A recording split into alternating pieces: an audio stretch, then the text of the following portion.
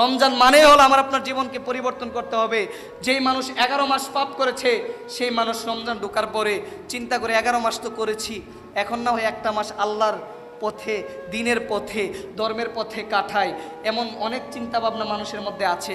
এই জন্য আপনাদেরকে বলবো, কেউ যদি রমজানে পরিবর্তন হতে চায় তাকে সুযোগ করে দিবেন, তাকে নিয়ে ঠাট্টা মস্করা করবেন না। আমাদের সমাজে কি হয় জানেন? আমাদের সমাজে কেউ যদি মসজিদে আসে, রমজান মাসে যদি মসজিদে আসে নামাজ পড়তে, আমরা তখন তাকে বলি, ওই আসছে, 11 মাসের কোনো খবর নাই, রমজান মাসে টানাটানি, আবার রমজান চলে গেলে চলে যাবে। আমরা কিন্তু তাকে নিয়ে এরকম ঠাট্টা মস্করা মজা করে থাকি, মাজাক করে থাকি আমরা। এগুলা করবেন না, এগুলা উচিত নয়। কেন জানেন?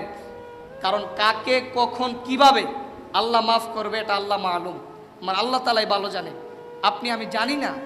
এই জন্য কাকে তুচ্ছ তাচ্ছিল্য করা এটা ইসলামের শিক্ষা না, মুসলমান হিসেবে এটা আমার আপনার শিক্ষা নয়। সম্মানিত উপস্থিতি, দেখবেন এ রমজানুল মুবারকে যেই ছেলে জীবনে মাথার মধ্যে টুপি দেয় নাই, তার মাথার মধ্যেও টুপি থাকে।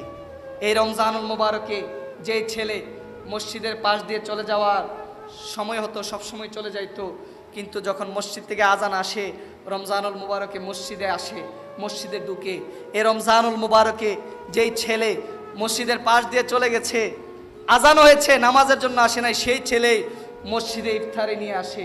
এই রমজান মাসে মানুষ একজন আরেকজনকে দেওয়ার জন্য চেষ্টা করে, যতই গরিব হোক না কেন মানুষের চেষ্টা থাকে যে আমি দিব, আমি দিব। পুরো 12 মাস, পুরো 11 মাস মানুষের চিন্তা থাকে নেওয়ার নেওয়ার নেওয়ার।